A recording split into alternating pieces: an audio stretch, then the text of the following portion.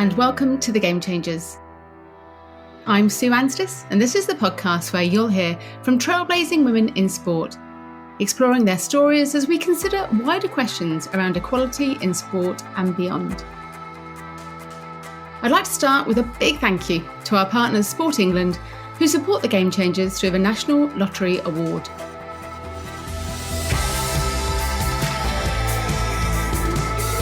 My guest today is Jeanette Kwakye, former British sprinter, 5-time British champion, Olympian and world indoor silver medalist. One of Jeanette's career highlights was competing in the Olympic final of the 100 metres in Beijing 2008. Since retiring as an athlete and becoming a journalist in 2013, Jeanette's become a regular broadcaster across the BBC, Sky Sports and Channel 5. Jeanette works across many sports, having anchored world championships in athletics, swimming and taekwondo, along with Olympic and Commonwealth Games. In 2020, Jeanette became the first black woman to present boxing on British TV and regularly presents the BBC Women's Football Hour show, BBC 5 Live Breakfast and Fighting Talk. She's also hosting an exciting new show for Sky Sports this autumn, bringing the British Basketball League men's and women's games to our screens. In 2017, Jeanette wrote a children's book called Femi the Fox, which teaches the younger generations about West African culture. And in 2021, she was awarded an MBE in the Queen's Birthday Honours List for her services to sports and sports broadcasting. So Jeanette, if I can start at the beginning, you grew up in East London. So can you tell us a little bit about family life there in the 80s? Oh, thanks, Sue. I had such a joyful childhood. It's quite difficult to kind of dress it up in any other way. Mum and Dad came over from Ghana in, I want to say the late 70s, and they were really young. So Mum was maybe 17, my dad early 20s, and they had me pretty quickly after. I want to say Mum maybe had me about 21 years old, and they always talk about, coming over from Ghana, coming to the UK, landing in East London. And I laugh at the stories they tell me, but they had it difficult, as you would do at that time. It was not easy. My mum is so bright.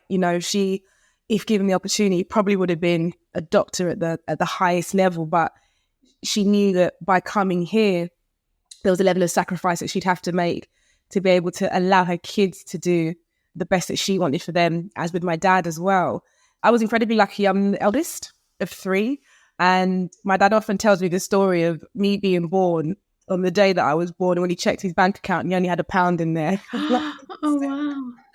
And I laugh about it. And obviously we laugh now, but it just makes me think, my God, it was just a completely different reality to what I've grown up in and what I've experienced. But off the back of that, I've got incredibly ambitious parents, and, they've gone on to do amazing things. And that's raised me, my brother and my sister. And one of the things that I was quite privileged to be able to experience as a young person, a young woman, was going to an all-girls school with a head of year and a form tutor who was incredibly passionate about athletics. And her name's Sandy Forrest. I still speak to her now, her and her husband, Mike, who was also my first coach. So it was Sandy who essentially kind of got me involved in athletics. She made me go down to the track 2 nights a week when I was maybe about 13. I just had so much energy, Sue. My God, my energy and my brain, everything just needed tempering. There just needed to be somewhere we could just put it all. And in the end, Sandy figured it was athletics. Although I was sporty, I was terrible when it came down to team sports. I just couldn't communicate. I didn't have the emotional intelligence to communicate with all the other girls around me. So track actually became the one thing I could do, because the only person to blame was myself. I was going to ask you, so about your mum and I guess what she could have achieved and sacrificed, but your family is such a family of high achievers. Your sister graduated from Cambridge with a first-class degree, had a book published by Storms. Your brother was a great track athlete. So, was there that competition in the family, or did you just know that was the path you were all on? Where I say to my brother and sister, where we are incredibly, lucky is in the sense that we all get on, and there was never a sibling rivalry. It was never that. I knew that as the eldest, I just had a responsibility to make sure that my little brother and sister are okay. There's a big gap between my sister and my brother and myself and my sister. 14 years between me and my sister. Oh, wow. And that's 10 years between my brother and my sister. So mum and dad had a big gap. And I think what that then meant was that where Chelsea was incredibly privileged is that she had two older siblings who were significantly older, not really to argue with her or mess about, although she did argue with my brother, don't get me wrong. But, we're really close. So it was never competitive. It was just always very much like, okay, well, Jeanette and Louis have done this. And Chelsea was like, okay, cool. Then I know that it can be done. It was very much, my brother and sister have done it, so I can do it. My brother ended up going to Loughborough, same as myself. And that was because probably I went there and he knew it was the experience. So I guess I've just been the big sister where I've had to dip my toe and just test the water to see if it's okay. And if it's fine, then they'll follow in. Do you know what I mean? I think that's the responsibility that I hold rather than it ever being competitive. Like my brother now, although he wasn't able to really push on with his athletics, he is an incredible sales tech guy. He's just phenomenal, director level. He's a brilliant man, and what he's been able to do is frightening. So it is a case of all of us just went for it, and we were always afforded that space and luxury from our parents to be able to do that. Yeah. How fabulous, isn't it? I love you. And it's lovely to hear kind of you talking of them and them talking of you. They must love you to have that kind of pride in the family, isn't it? I have heard you say that you were quite challenging to coach as an athlete. So tell us more about that. As an athlete, challenging is nice. I was a nightmare.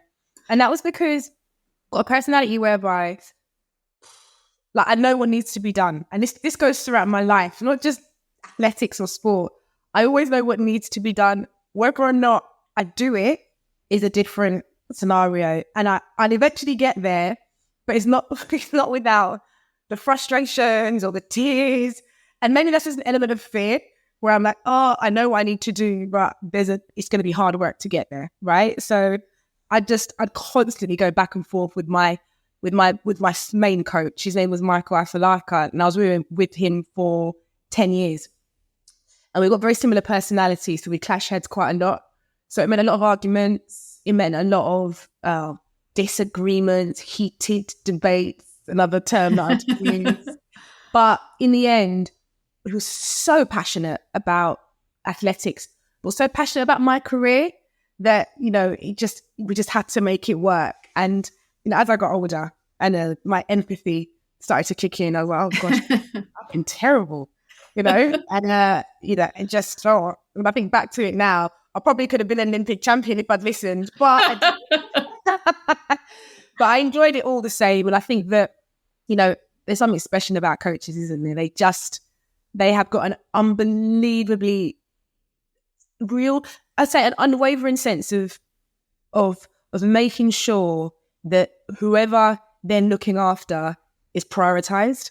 And I find that fascinating. And the coaches that do that without bragging and being humble about it are phenomenal people. And they're scientists, they're wizards with what they're able to do. You talked about that whole finding athletics through Sandy, your PE teacher, your teacher at school and so on. But when did you really know you had that talent for speed on the track? Was there a moment when you saw you were so much better than others around you? Yeah, I think there is something when you're really young, really, really young. And I think for me, it probably kicked in at about 7 years old. Right. And typical playground races. And I'd just be a bit faster than everybody else. I was certainly faster than all the girls. So then I'd have to race the boys. Do you know what I mean? So it'd be kind of like, okay, I just had a natural speed to what I was doing.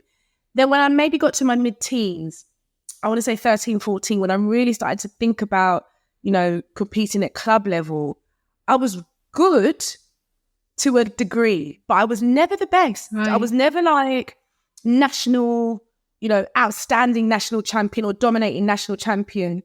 What I would do is that on a good day, I could take a win. But on an average day, maybe just about make the podium. So there was a real level of competitive energy that I had where I thought, actually, I know I can do better. And I really want to try to. But it did take a lot of, consideration in terms of how I trained, my approach and my attitude.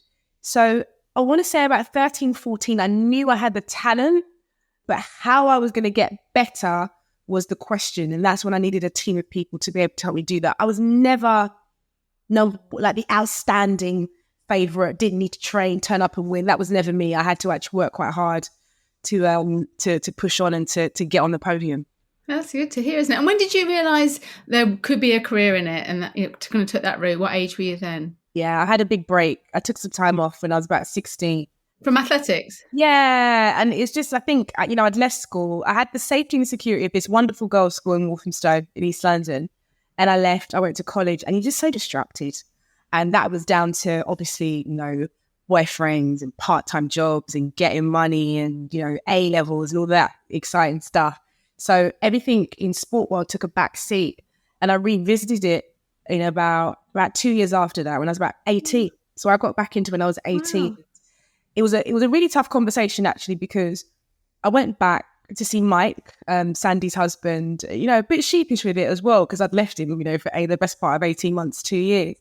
It's like, okay, if you're going to come back, let's do this properly. And that's when, I did a year there back with Mike and just got on it. I don't know what it was. It was a bit of a flip of a switch. And I just thought, what, I really want to try. And I realized that there were opportunities that could come out of running and be a part of the British team or the English team or any regional team at the time, and ended up going to the World Junior Championships in Jamaica in 2002. It was an incredible experience. I got a bronze medal there with the relay girls. It's the first time a lot of the world would have saw Usain Bolt run as a junior. And I was very lucky to be in the stadium that night when he won and broke the World Junior record. So there were a number of events that happened in Jamaica. And I just thought, wow, okay, I think this is maybe what I want to do. When I came back to the UK, I was in my final year of A-levels, and I made a big decision to go to Loughborough. And I knew that there was where I could really kind of hone my skills. And that is exactly what I wanted, to be able to have a base and a place that could allow me to be as academic as I wanted to be, but also really nurture that side of my life with sport. I was going to ask you, because you obviously, that's really interesting, you're kind of stepping away from sport in those teenage years. And we see lots of stuff, don't we, about teenage girls dropping out of sport, and a lot around sports clothing. We're having more conversations about clothing. And I just wondered from you as a track athlete, whether you ever had any issues, challenges, whether you had discussions around the kit that you competed in, or whether you just accepted that because you were a kind of female track athlete. It's such an interesting conversation. It's so nuanced, isn't it? So I loved my track kit. I mean, I'd wear the smallest crop top. I'd have the tiniest pants, because I just thought, okay, I wanted to look good, and I was super body confident. Now, that's a personality thing. It's a huge personality thing, because there were girls that I'd compete against that had the longest shorts possible and the biggest vests to wear. Do you know what I mean? And it is completely down to how you feel as an individual. Now I can see why it can be incredibly problematic. I was at a school sports football tournament just a couple of weeks ago, and it was a mixed football tournament, 5-a-side, year sixes, and all the girls were in PE skirts. And I was like, what? We are in 2023. I left school over 20 years ago, nearly 25 years ago, and I'm shocked that this is still the norm. Like, put these girls in shorts, let them feel comfortable. We've had so many conversations around it, and let them make that decision further down the line if they then want to be able to wear things that are a little bit more standardized when it comes down to kits and sport with women. But I personally didn't necessarily have a problem with it, but I can see massively now why, it's problematic. And now when you look back, you can see why the girls would be handing in fake sick P notes and, all that kind of stuff, because if you're not confident, you don't want to wear it. But, like I say, as I've got older and the empathy's kind of kicked in, I'm like, oh gosh, yeah, that must have been really challenging for, I can name tens of girls who don't want to do it at school. But now you really see it for what it is. And maybe that's because I'm a mum, or, I've had a bit of time and I've worked with so many young people. You can really see why it can be problematic. It's about choice, isn't it? As you say, there will be girls that want that and girls, but it's having the choice too, isn't it? So as you look back on your athletics career, an amazing career, what are the things you think of most fondly as you kind of reflect back? The social side, I think that you make so many friends in sport, and you get to visit and travel to so many places, and it's not as glamorous as it sounds, for sure, because, if you're you've got a race in, I don't know, for example, Berlin in Germany, you're probably the day before, you race the next day, and then you're the first flight out the next day. So you don't really get to see as much, but you start to associate your fond memories of your good races with certain cities or places. So as I've got older and I'm traveling more, I'll return back to a Berlin. I didn't have a good time in Berlin, by the way. But it's a beautiful city. So I'm like, okay, cool. And let me go and have a look outside. Or, I think about China when I had, glorious Olympic days. And it's just like, wow. And you think, was that even real? It just felt like a crazy experience. But, the pictures and the memories and just the feeling of being in those places is something that, I miss deeply. I don't miss the training, but I miss being fit. Yeah. If that's the thing. I miss being like uber fit. Like you really take that for granted when you retire. You're like, oh gosh, woof. And then you think to yourself, try and get back into that shape. It's impossible. I thought you were going to say, try and get back into that bikini, those tiny bottoms. I look at them now, Sue, and I'm like, how the hell? Like my bum, there's no way. Just one of those knickers in a second. I think back a lot of it is the social side, and I'm very lucky in what I do now that I do get to experience a level of it. But my God, like that's the side that I miss for sure. And you obviously had an incredible athletics career, but it did end in a tough way, really. Ahead of London 2012, you're coming in, great indoor season, Britain's fastest woman at the time. Kind of what happened there from then on? Yeah. Oh God. Well, towards the back end of my career, so after Beijing, so between Beijing and London, I just couldn't get to grips with my injuries. I think my body had pretty much had enough. Maybe the training methods we were using they just weren't for me. I think I've looked back on it so many times to think, wow, where did it go wrong? And I think I take comfort in knowing that it wasn't because I wasn't good enough. It was because that my body didn't necessarily agree with where we were going. And I think that is the issue. I had to make myself unavailable for selection for a home Olympic Games. And that's probably one of the hardest things I've ever had to do, because it meant that the dream that I'd had since it had been announced 7 years previous, it was gone. And that's a really hard thing to take. And when you're so close to the team and to making the team, that's really tough. So ultimately, in the end, it was an Achilles injury that took me out. And I remember being in absolute bits about it, and I lived in East London at the time. Yeah. I was watching the site go up. Where the Olympic Park is now, where that stadium is, there used to be a nightclub called Powerhouse, right? That I used to go to when I was younger. That's how local and familiar that area is to me. There was a Sunday market that's been wiped out by the Westfields. Like I know the area like the back of my hand. So I actually thought, you almost feel like it's your birthright. You're from there. You're going to go, of course. You're going to go to the Olympics. And it didn't happen. So it's a lot to process. But like I said, I took comfort in knowing you're literally the fastest woman in the UK right now. It's just that your Achilles are not allowing you to do that. And that's where the frustration came, I guess. It did come from that. But at the same time, it was also a bit like, not because you're slow, it's just because it's the timing's off. So I've always kind of looked at it from that perspective and saw it as a different platform to kind of push myself into other areas that I was interested in. That's what I did in the end. Oh, it must be really tough for your family as well. I know how proud your parents are, and almost like on their doorstep, right? Their daughter in the hometown. So how did you all cope? Was there any support from the sport for you in terms of that? Why, there wasn't actually. When I think back to it, I think at that level, God, you think back to the Olympics, like people were just chucking money at it. The sponsor, I was heavily sponsored. I was put in positions I never thought I would be. My mum was doing photo shoots. My mum and dad were going to these incredible dinners they'd been invited to because they were my parents.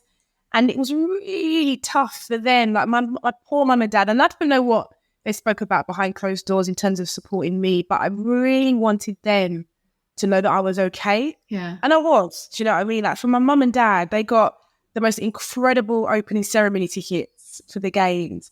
And they weren't going to go. Oh.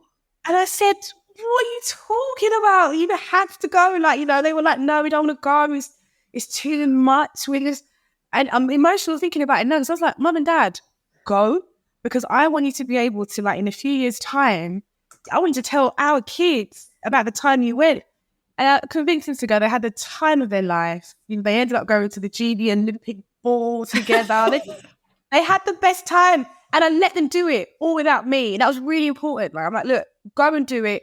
We have sacrificed so much to get here. Just because we weren't able to get over the final hurdle, it doesn't make the journey any less different, and I really want you to experience that. And they did in the end. And I just thought, right, I'm only 29 at the time. I said, there's so much more we can do. Like, don't worry. I know that it's not worked out, but we've got this. There'll be other things that we can crack on and do. My little sister was distraught. I remember she had it was awful. She had a proper little crying session in her assembly at school, and she when they were doing like a whole kind of good luck, Jeanette, and she knew that I was injured at the time, and she started crying. I shouldn't laugh. Oh. And now that she was like this big secret that she had to keep in, because nobody really knew that I was that hurt, hurt enough not to go. Yeah. And in the end, she kind of broke down in their school assembly. She was like 11. She was a tiny little. She was a dog. So it was difficult, but at the end of the day, I feel like, these are things that they happen. Do you know what I mean? It's a big part of my story, don't get me wrong, but you can't let it define you. Yeah, absolutely. And so did you at the time think you continued to Rio? Did you have minds for another cycle? Dude, listen, I knew pretty much straight away. After London, I said there is absolutely no other motivational driver that's going to drive me like London did. Yeah. Glasgow Commonwealth Games, I wasn't interested. That was 2 years in 2014. Everybody who I'd spoken to was trying to convince me to keep going. And I literally just didn't have it in my spirit. And I think that when you arrive there, you know, my coach and I, oh my God, we went back and forth for the best part of 10 to 12 months. He made me sit down with psychologists and everything. I said, I'm not doing this. And he just could not believe that I was calling it a death. I'm not doing it. I said, because what will happen is people will convince me to come back. If that decision hasn't come from me, I'm going to start resenting everybody and resenting the sport. And I think that my mental health was my absolute top priority. And I thought, whilst I've still got a little bit of fire in me, let me just apply it to something else. So, I quit. By the time I was 29, I'd stopped. So what a journey. Gosh. You're a wise woman, aren't you? You're a wise woman into knowing. But that's so true, isn't it? Like kind of making that decision rather than being led to it by somebody else. I think you and I first met around 2013, 2014. We were both trustees of the Women's Sport Trust. And obviously it was at that time. I think I kind of knew your career, but I didn't realise all that was going on in terms of that retirement from athletics. But how was that transition for you from sport, and you kind of moved on, but what was the step like to being where you are now? It's interesting when you retire, because you're not quite sure. You have an idea of the things you want to do, but there's this real fear. It's back to the kind of fear factor of you're moving from a space where you're the top of your game, a space that actually feels incredibly safe and objective, to a space where everyone's got an opinion, and actually you're moving into a space where nobody actually even looks like you. So that for me was the trickiest part. I'm coming from international sprint world where the fastest women in the world, they look like me, they behave like me. We are pretty much the same, into a world of media and journalism where I'll walk into a press conference room, and if there's another woman in there, I'll be shocked, let alone a black woman. So much that played into my mind about the spaces that I wanted to enter. But then at the time, my boyfriend, who's now my husband, he was like, you just got to go for it. Like, I don't see why. He said, don't let that hold you back. And that's always kind of been his thing. He's like, if you do that, then nobody gets anything done anyway. And you've just got to give it a shot, give it a try. So I'll tell you a quick story. I started ringing around all the kind of editors and the people that I spoke to during London 2012, just to kind of A, get a bit of advice, B, maybe get a bit of maybe a shoe-in, just to see if they'd offer me anything. And nobody was really that willing. I'm not going to lie. It wasn't like, oh yeah, come along. It wasn't really that. I got a really nice hand from a gentleman called Andy Cairns. At the time, he was the editor of Sky Sports News, and he got me in. And I'll never forget, and I wasn't really always that interested in being on screen. And I think he probably thought, oh, here comes another chancer to see if they can get themselves on the screen. And I was like, not really. I just kind of want to learn what this is about. Like, I've always been quite keen on journalism, and, I always thought that was an area that I'd move into. So he put me in the newsroom, gave me a couple of days work experience for a few months, put me in the newsroom. And that was great for me, but it's weird because I was like 30, and I'm here learning this brand new skill. And you've really got to humble yourself to be able to do that. But there was one conversation that I had, a very top BBC executive in the sports team, like top level, one of the people that is responsible for London. When I mentioned to him what I wanted to do, he said to me, oh, well, that's going to be really difficult for you because you're not really a household name. So we wouldn't really be that interested in doing anything. And I was like, wow. So I left that conversation feeling more motivated because I was like, what is he talking about? Like, he obviously doesn't know that. So I went back. I said to my husband, my boyfriend, now husband, I said, this is what this guy said. And he said, what? He goes, all right, cool. He goes, we're just going to have to go through the back door.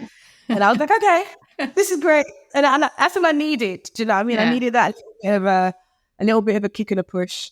And we went on from there. So the transition wasn't always easy because of the spaces have always been a little bit more different to what I was used to. But you just got to kind of own your space a bit and understand that you can do it if you need to. And you did go back and you've trained so I think taking that time to invest in yourself, and that must have been it's a big challenge too, isn't it? It's funny. I did it. I did a little part-time, my multimedia journalism course. I did that. I had to learn shorthand. That was Andy Kensley. He told me he's not giving me a job unless I learn shorthand. I said, who even uses shorthand? Nobody. But I think he just wanted to really show a level of commitment. That was fine, of course. So I did that. I made some great friends on that as well. Felicia Pedden being one of them. She's the editor of a magazine called Season. It's a football culture magazine, and I'll never forget the day she told me about the idea. And I was like, this is interesting, a bit weird. But now it's just taken off. So it was a really cool cohort of people who were just trying to do something a bit different. And when no expectations really, just wanted to be able to have something to say, I can do this. And if the editor or a director or an exec asks, I can give it and say, yep, this is what I've been able to do. I don't want to just be a pundit and sit on your sofa. I'm going to learn how to do it properly. It's fabulous, isn't it? I guess one of the roles where we've really seen you excel is as a trackside reporter, major athletics events for the BBC. And I feel I saw you, not first of all, but I just remember seeing you a lot there and loved watching you doing that. So I was asking you how much you enjoy it, but you can see that you enjoy it. But it looks a bit emotional sometimes. And I guess the fact that you've been there as an athlete really, really shines through. Yeah, that is one of my favourite jobs, because I love the sport. Everything about it has shaped me to the person you see today. What I love about that role is I take that responsibility so seriously, because I'm aware that actually as a British athlete, most of the time, I'm the first person you're speaking to after you just competed. And the questions that I ask have to be one that you at home too would want to know, B, one that makes that person in that moment feel safe to answer, but also C, it's entertainment. Do you know what I mean? Like you're there as a sports person to entertain us, whether we take it seriously or not. We are in the business of entertainment, and there's going to be an answer that might be lighthearted. There's going to be an answer that is incredibly heavy, and not a lot of people are at home maybe ready for that.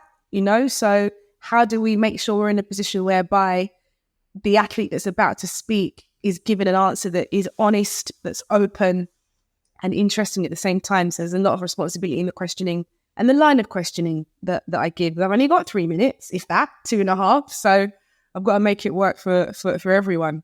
Oh, you can tell that we're big athletics fans in our family. But Phil Jones had obviously done that for many years before you. So how is that coming in and taking over from someone who was so well established? And you are a different face and, a different approach and so on. So how did you find that transition? So the day I got offered the job, the first person I rang was Phil Jones. Oh. He was the first person I rang, and I let him know. And a couple of weeks after, we met for coffee and we sat down for about 3 hours. I'm not joking. And we went through absolutely everything. That was incredibly important to me because he was the man that interviewed me in my best and worst moments, trackside. Do you know what I mean? So what Phil had with a lot of the athletes was a really authentic connection. And that was really important for somebody in particular who hadn't done that before. He'd not been in that arena. Yeah. But the man just knew how to ask the right questions with the right level of empathy. And that for me was like, right, I can't be as empathetic as a Phil Jones, but what I can give you is a level of experience because I know what that person has been through. So maybe it's a different type of empathy that I'm going to give that athlete. Because there are times where I'll be like, what did they just do? And I'm angry. I'm like, what? We've been speaking about you all season and you just completely messed this up. So now I'm going to have to ask you a difficult question. You've made my job hard. And then when I was saying that to Phil, he was like, yeah, so you've always got to remove yourself from the situation. But I'm still learning how to do that. Don't get me wrong. Like, it's incredibly difficult, you know. One of the most difficult ones I've ever had to do to this day is the Dina Asher-Smith at the Olympic Games. God, that little girl's like my sister. You're both in tears there, weren't you? And I'm so glad nobody could see me. Like I was in floods of tears as she's talking. She's crying, I'm crying. I'm like, this is a disaster. I just gave her the space. I gave her the space to be able to explain, you know, I knew what she'd been going through. She swore me to secrecy. And that was really important for me, you know, to have a level of trust with the athletes. And it still is. It still very much is. And that's a real nuance of journalism that, you know, I feel you know, always keep your sources close and stuff like that. And those are things that I take quite seriously because people are human at the end of the day, you know. And I mentioned in the introduction, obviously, you athletics, obviously you're doing huge work there, but you've also working across other sports. In 2020, you became the first Black female presenter to host a boxing production on terrestrial TV, and you continue to host events for Channel 5. So was boxing a part of your life at all growing up? It was. My dad is a huge boxing fan. Oh my God. And, you know, it's only now that you get older, you kind of look back. He used to have a row of VHSs and they were all fights. You know, he was a massive Mike Tyson fan, Evander Holyfield fan. And I think being the firstborn, it meant that I had to sit down and watch it with him.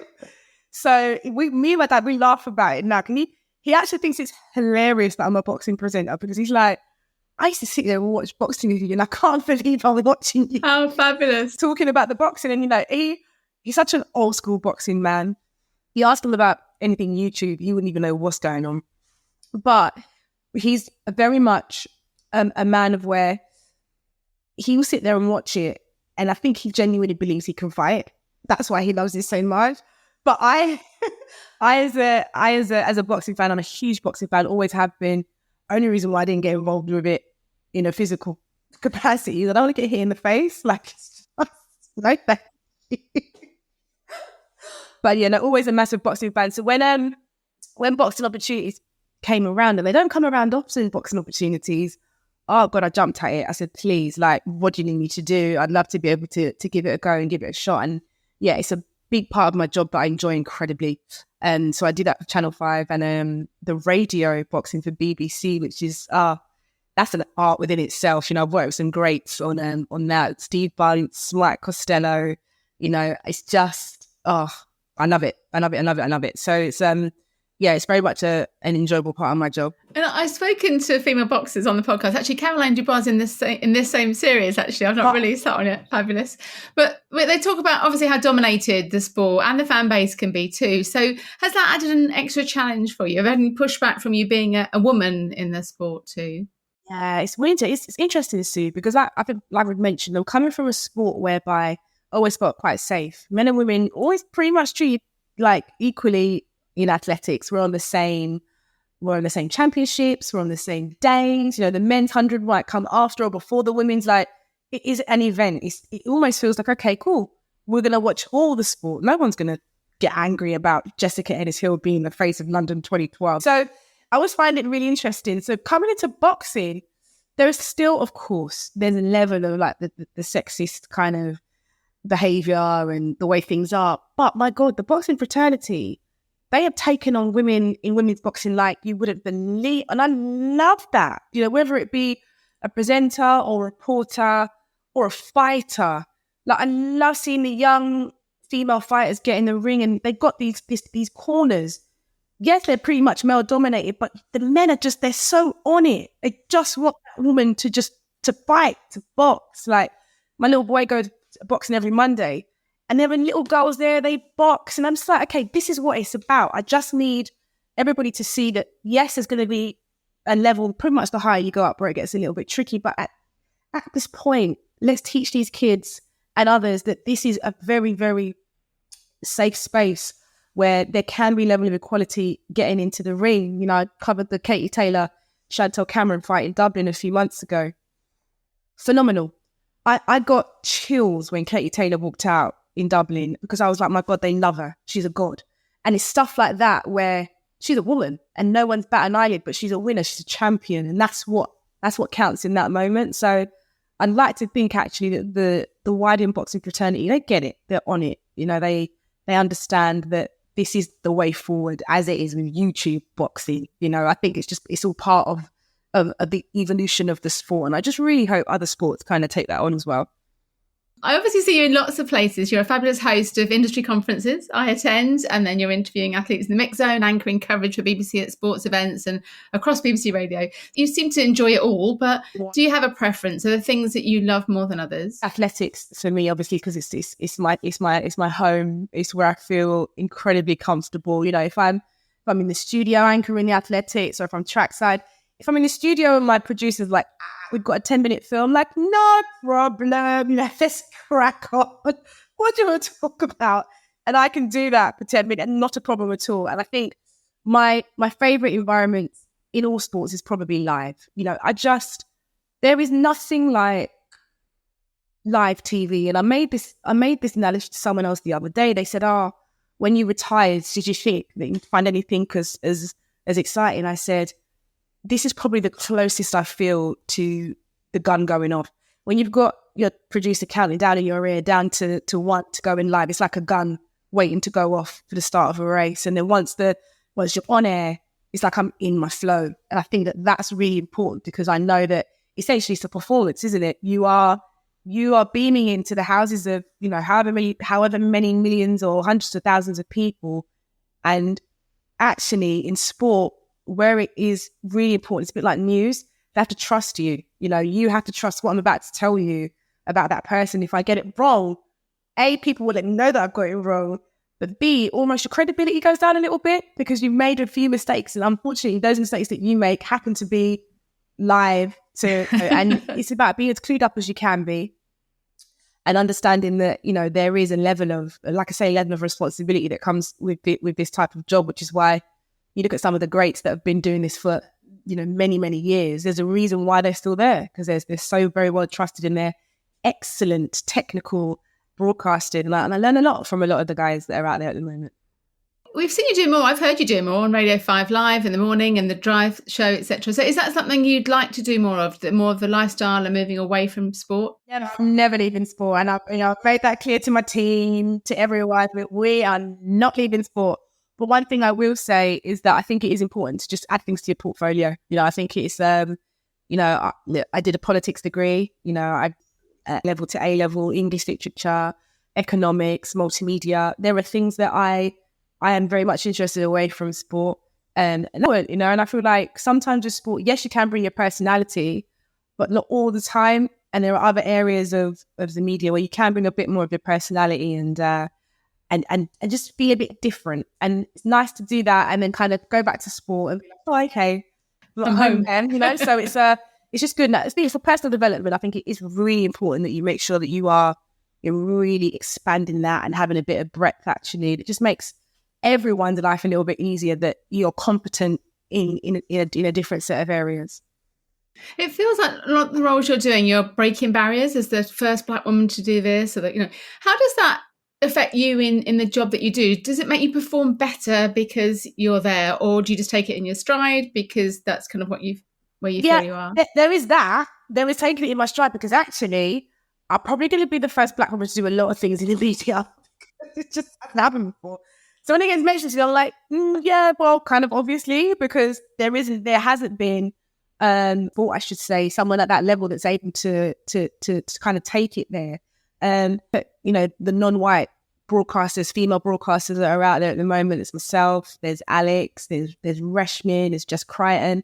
It's like, we are there, but probably going to be the first to do a lot of things because there aren't that many of us. So yes, I take that on board. And yes, there's actually a bit of a responsibility with that because I get a lot of young Black women that will message me, be like, oh my God, you know, you smashed it, or you're so good on this, or, and they're really, you know, appreciative of me taking up that space. But then also at the same time, you know, you have to look good, you know, because without me to hair, makeup, outfits, because people are so critical. And I'm quite lucky that I enjoy that side of things. I don't mind dressing up or, you know, doing the glam, because there's still those barriers in sport where you actually have to look all right. You've got to look like you look presentable. And that's not always the case for the men, you know. Sometimes I'm like, ooh, you look a bit interesting this evening, Dave, wherever you are. Just a bit, it's always going to be different, but there is a level of responsibility as a Black woman to make sure that you have a standard that you want to be able to maintain, but also keeping it as authentic as you can be as well. And you're now a mum to 2 young children, and we're obviously seeing more and more inspiring female athletes returning to competition as top-level mothers. I think it's Shelley-Ann Fraser-Price, Alison Felix, etc.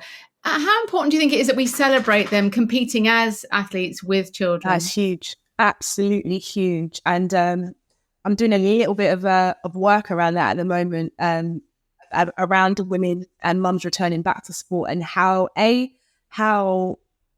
much more common it's becoming, B, what the science is behind that, but C, it's also the emotional effect of that as well. All these women returning with their mum strength, and it's something that they never thought that they had. And what's that about? Is there a science behind it, or is it a mentality where you're coming back and your priorities are different, stakes are a little bit higher? What is that? So I say to people all the time, I personally couldn't have had my kids and come back just the way that I am. But, you know, one of my best friends is Jessica Ennis-Hill, and to see what she did after having her son and then win the World Championships, you know, just over a year later, I said, you're a freak, because I don't see how. I'm like, a year after I had my son, I could just about walk up a flight of stairs. So for her to be able to do what she's done is phenomenal. So we're kind of looking at what that is, what those drivers are. It just fascinates me that it's being done more and more and more. You know, I think the latest one that blew my mind was Wozniacki, Caroline Wozniacki, coming back to tennis after having a kid. Yeah. She's actually retired, and I thought those kids they're driving her mad. She wants to get out of the house. She's going back to her sport. So she's back.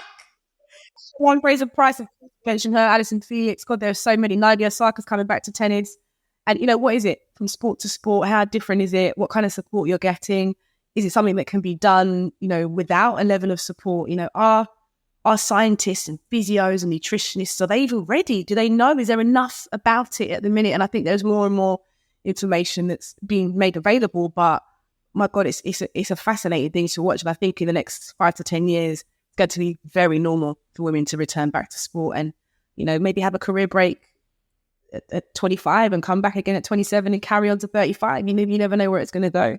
So you dipped a toe into football club ownership back in 2016. And I believe you also coached a little bit of football. So was a career in football ever on the cards for you? It was a really interesting opportunity. I just had my son, and I started working with a gentleman and his little boy who wanted a little bit more speed training. And I really enjoyed it. He was 13 at the time. And the man I was working with, his name was Glenn. He wanted to see if he could do more in the football space. And I said I'd definitely be up for getting involved at club ownership level and stuff like that. It didn't quite work out, but it really gave me an insight into how that world works. And I thought, oh my goodness, it's like a drama, you know? And I think that you watch the kind of the Wrexham stuff and everything else, you're like, this is actual drama, because 9 times out of 10, nobody knows what they're doing. And I was just like, okay, this is really interesting. But if the opportunity ever came up again in the world of football, where, of course, if it was viable and it made sense, and for sure, I'm open to hearing how things can be done. But like I say, I did dip a toe into it and worked with a young under 14 boys team, very much about their speed and their agility and a little bit of their football skill as well. And I did love that. But it's commitment, isn't it? And I think at the start of this, we spoke about, coaches and what they're having to bring to the table.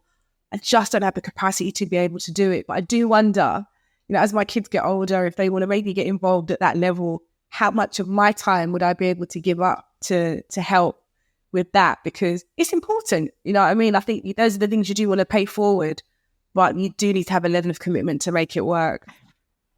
I was a board director for Lewis FC for a year. So yeah, I agree. It's a drama and it takes a lot of time. So yeah, they're the two things. And fabulous and important and really important in society and the community and all those things. But yeah, absolutely you need a lot of time to commit to that. Yeah. You've been quite vocal in the past around the issues of drug cheats in athletics. I was interested to know how angry you feel about whether it potentially tarnishes the sport, and clearly it does, but the impact that it has had. Do you feel we're in a better place now than we have been in the past? Yeah, when I was competing and in the years before me, there were some huge scandals, and I think that scandals actually shaped and defined the sport. Marion Jones, Ben Johnson, Dwayne Chambers, these are names, they're synonymous now. You think about doping, you think about those guys in athletics, and it's a real shame, actually. But what I have learned over the years is that nothing is ever clear cut. There are so many people that can be involved in when it comes down to doping and cheats, and there's a real level of vulnerability as well that comes with being an athlete in those kind of spaces. And it makes me so angry that people take advantage. And I think what it really hit home was when I was speaking to Goldie Sayers. Now, Goldie was a javelin thrower, and she came fourth in Beijing. And I'll never forget it because she left Beijing. We were on the team together, and I love Goldie. She left Beijing feeling like she wasn't good enough to be on the podium.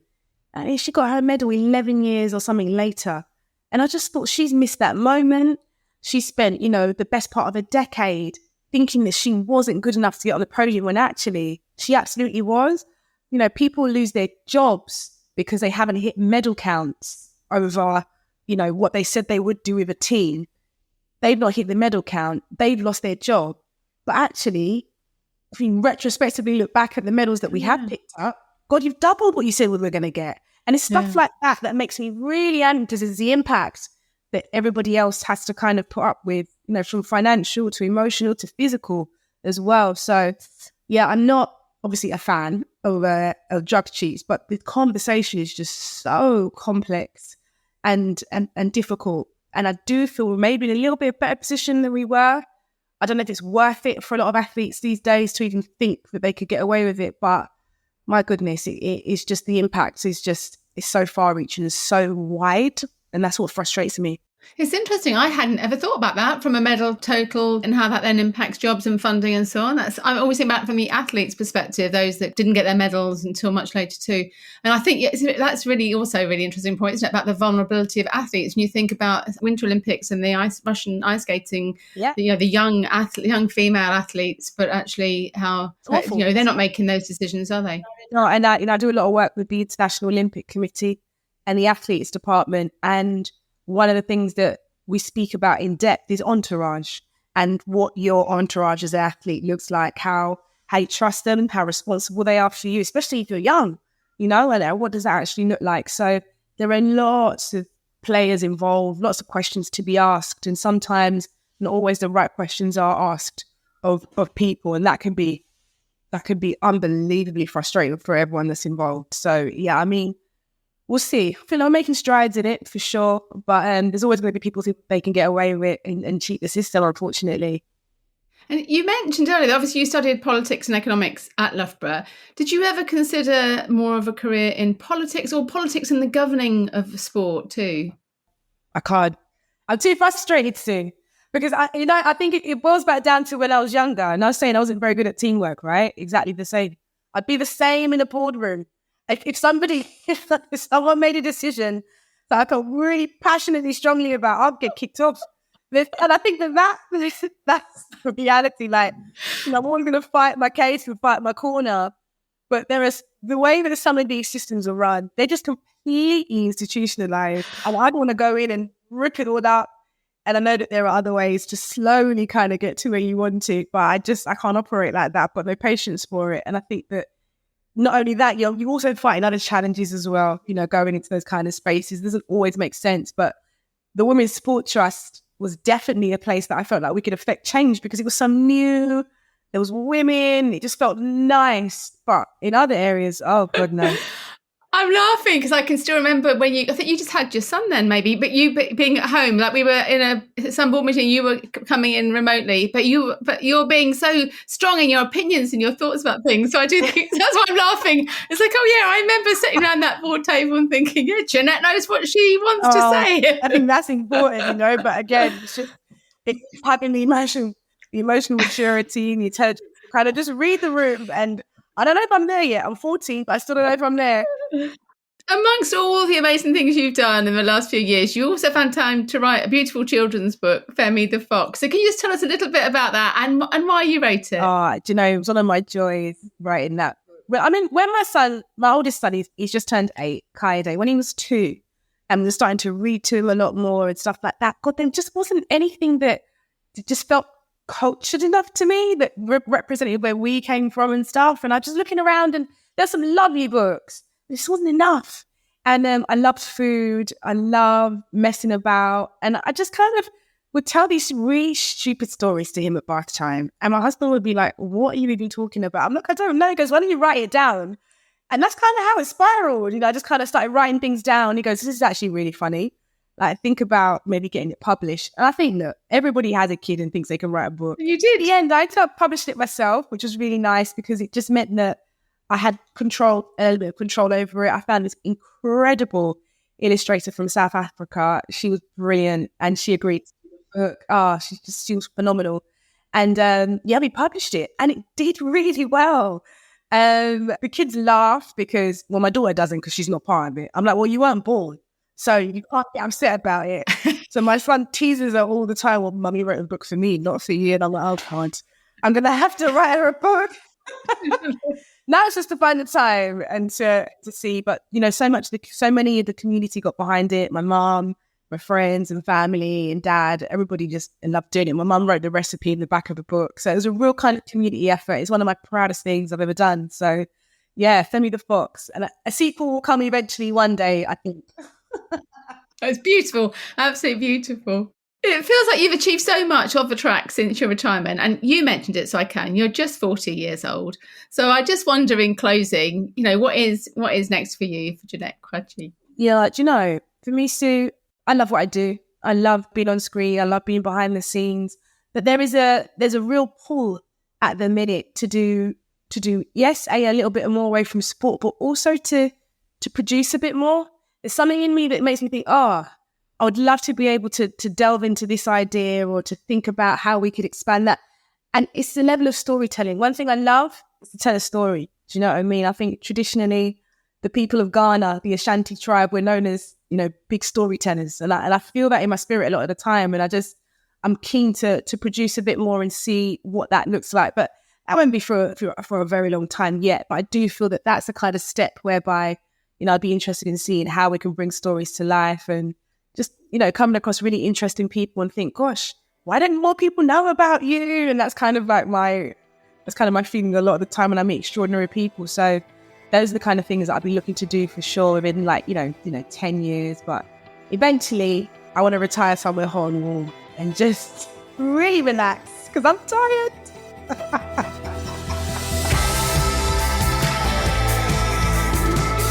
Well, that was such a joy to talk to Jeanette. She's going to go on and do more brilliant things in her life, and I can't wait to see what more she goes on to achieve.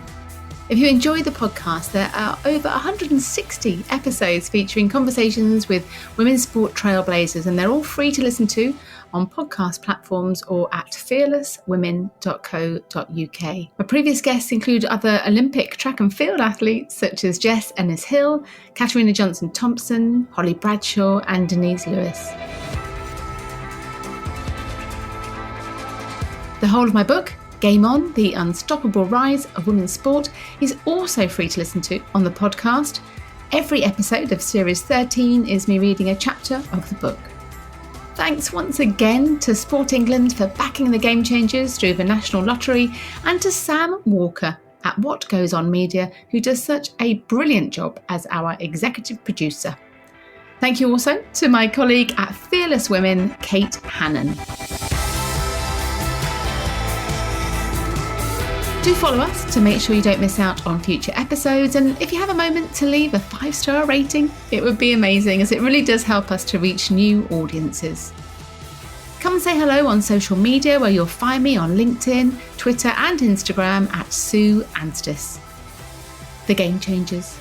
Fearless Women in Sport.